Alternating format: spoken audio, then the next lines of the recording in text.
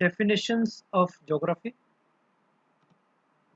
Part 2 में आज हम कुछ और भूगोलवेत्ताओं की डेफिनेशन को डिस्कस करेंगे। कल पार्ट 1 जो हमने किया था उसके अंतर्गत अपन ने जो डेफिनेशन देखी थी वो फ्रीमैन रॉब्स की, स्ट्रैबो की, इमैनुअल कांट, रिटर, हैटनर, हॉटशॉन, क्रिस्टोफन, ये विद्वान जो थे भूगोलवेत्ता जो थे उनकी डेफिनेशन हमने डिस्कस की थी। और आज हम कुछ और भूगोलवेत्ताओं की डेफिनेशंस को देखेंगे और सारांश रूप में हम एक पार्ट 3 और करेंगे जिसके अंदर सारांश रूप में और जो भी डेफिनेशंस का सार निकलता है, एक आम या एक कोई सामान्य डेफिनेशन हम भूगोल की कुछ समझ पाते हैं वर्तमान परिप्रेक्ष्य में, वही हमारी उपलब्धि होगी। क्योंकि डेफिनेशन और मीनिंग समझने का अर्थ सीधा सीधा सा ये होता है कि आप उस विषय को अच्छे से समझ पाएंगे या समझ पा रहे हैं।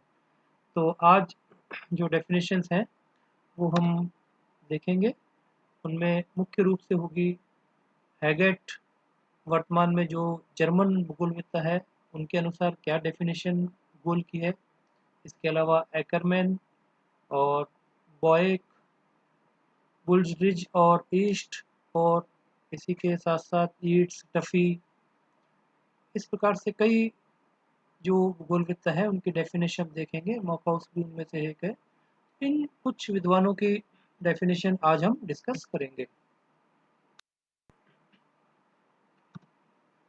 ये एक डेफिनेशन आपके सामने है कि भूतल पर मानव वातावरण के पारिस्थितिकी तंत्र और विभिन्न प्रदेशों के स्थानिक तंत्रों की संरचनाओं और पारस्परिक क्रियाओं का अध्ययन भूगोल है।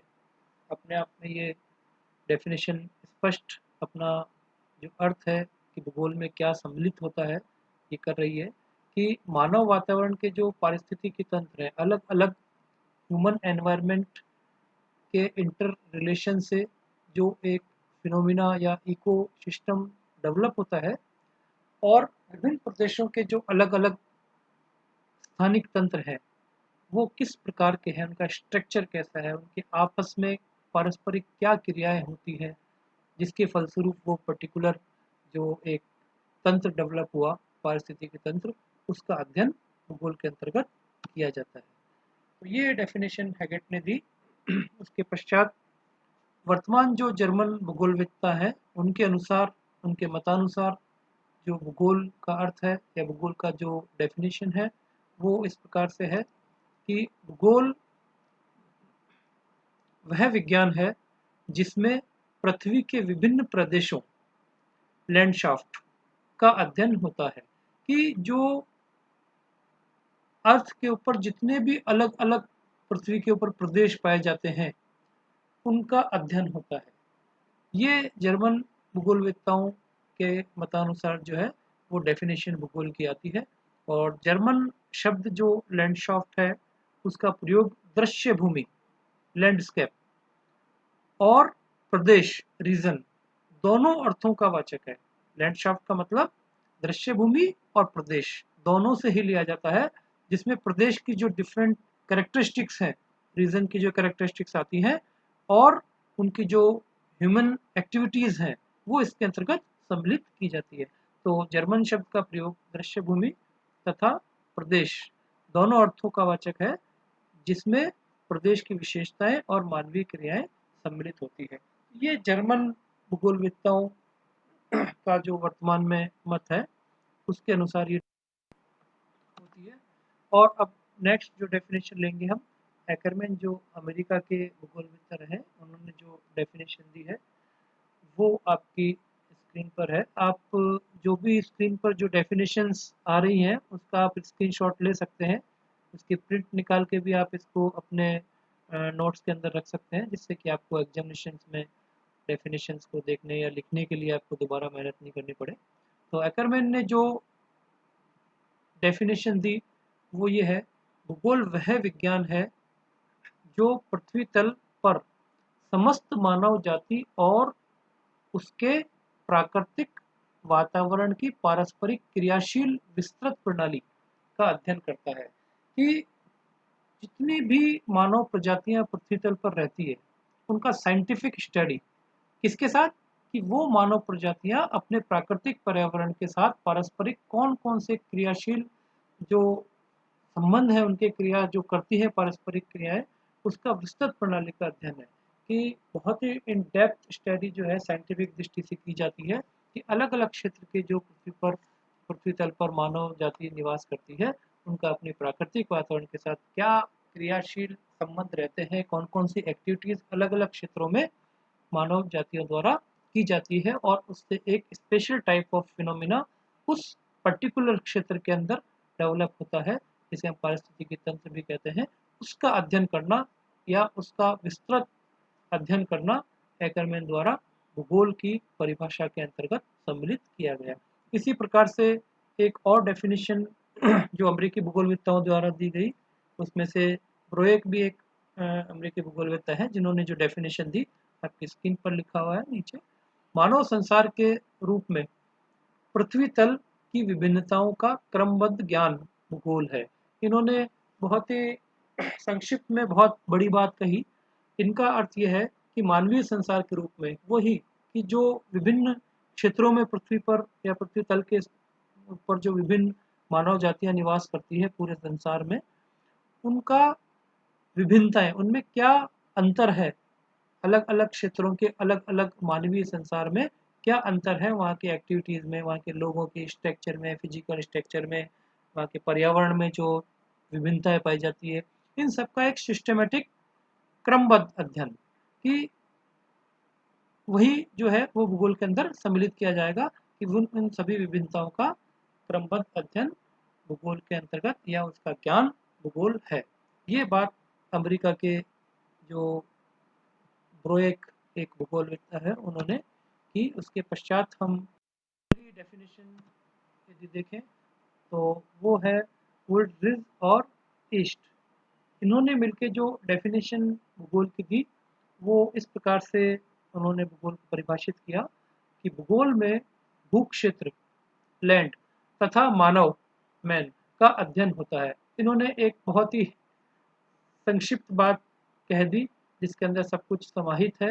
वो ये कि भूगोल में जो भूक्षेत्र है, जो लैंड्स हैं और मानव है, जहाँ जहाँ लैंड पार्ट है, लैंड एरियाज हैं, वहाँ पे अलग अलग प्रकार के मानव हैं, उनका अध्ययन होता है। तो इन दोनों ही का अध्ययन भूगोल में सम्मिलित होता है। इन्होंने तीन जो बातें हैं उनकी प्रधानता बताई या प्रधानता प्रकट की इन तीन बातों की, वो आपके सामने है। वो नंबर 1, पृथ्वी तल का वैज्ञानिक अध्ययन, scientific study of the earth surface.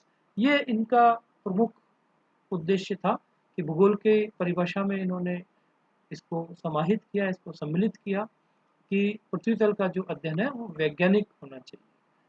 वैज्ञानिक मीन्स पृथ्वी तल का जो हमने अर्थ सरफेस पहले की डेफिनेशन में देखा कि अर्थ सरफेस से हम क्या मीनिंग लगाते हैं, हमने उसमें देखा था कि जिसके अंदर हमने महाद्वीपीय महासागर का भाग, एटमॉस्फेयर का जो क्षोभमंडल वाला आपका पार्ट है वो इसमें सम्मिलित किया जाता है। तो इन सब का साइंटिफिक अध्ययन ही भूगोल है।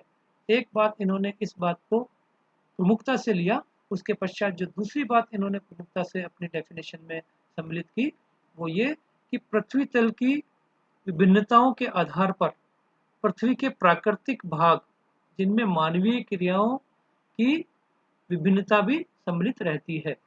ये दूसरी बात इन्होंने कही कि जो पृथ्वी तल के ऊपर अलग अलग भिन्नताएं हैं वहाँ के प्राकृतिक भागों में, और वहाँ की मानवीय क्रियाओं में जो भिन्नता है, अलग अलग प्राकृतिक भाग में अलग अलग प्रकार की मानवीय क्रियाएं होती है, उनमें जो विभिन्नताएं होती है उनको भी इन्होंने भूगोल की परिभाषा के अंतर्गत या भूगोल के अंदर प्रमुखता से लिया कि इनका जानकारी होना, इनके बारे में एनालिसिस करना, वर्णन करना भूगोल के अंतर्गत आता है।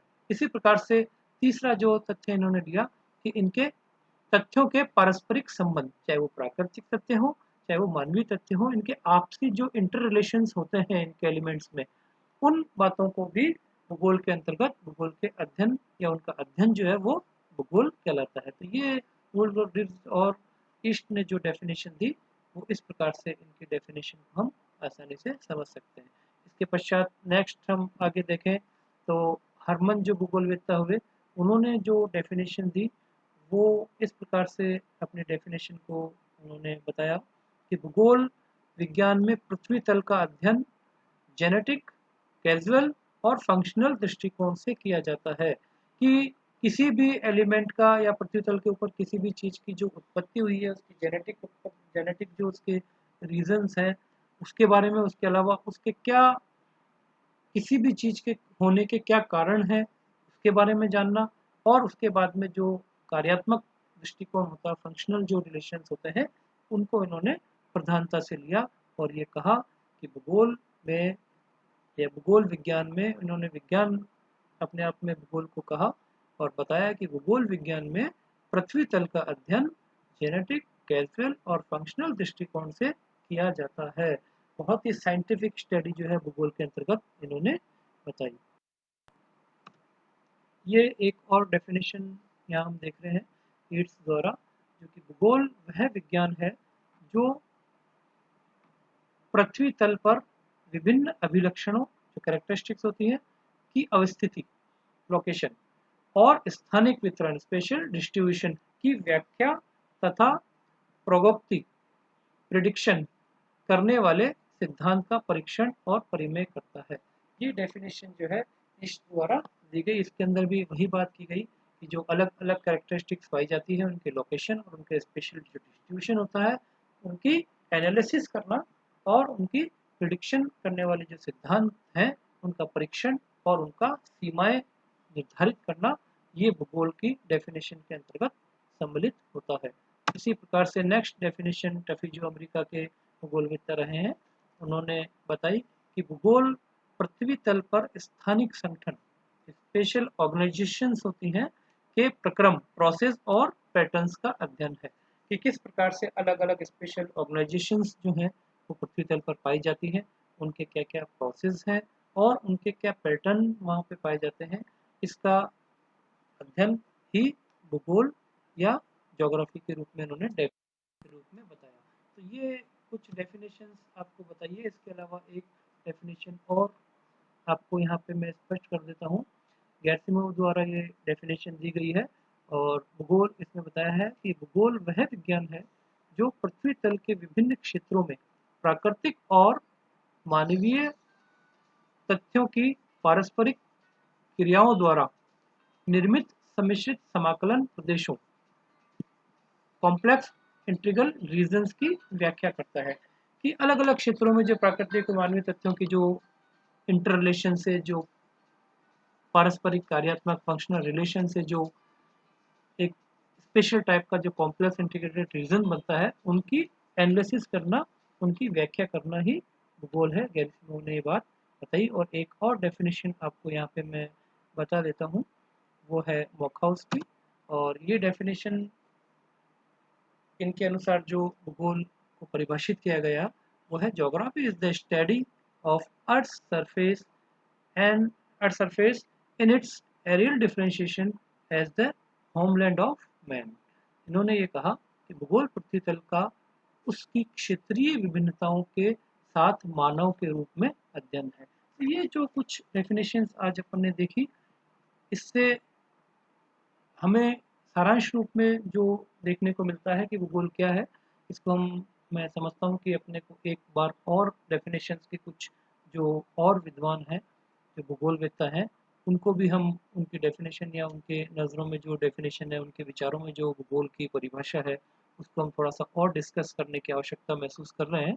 तो उसके अंतर्गत हमारे जो टॉलेमी है, वॉरेनियस है, 17वीं शताब्दी के हैं, इसी प्रकार रोमन काल के टॉलेमी हैं, हमबोल्ट है, वाइडल डिला ब्लाश जो हमारे भूगोलवेत्ता हुए हैं, उसके अलावा प्लाट और ब्रिटिश भूगोलवेत्ताओं की जो समिति है, और प्रेस्टन जेम्स, ये कुछ और भूगोलवेत्ता हैं जिनके डेफिनेशन को अपन पार्ट 3 में लेने का प्रयास करेंगे और इस डेफिनेशन वाले चैप्टर को नेक्स्ट लेक्चर में पार्ट 3 में बाइंड अप करने का प्रयास रहेगा।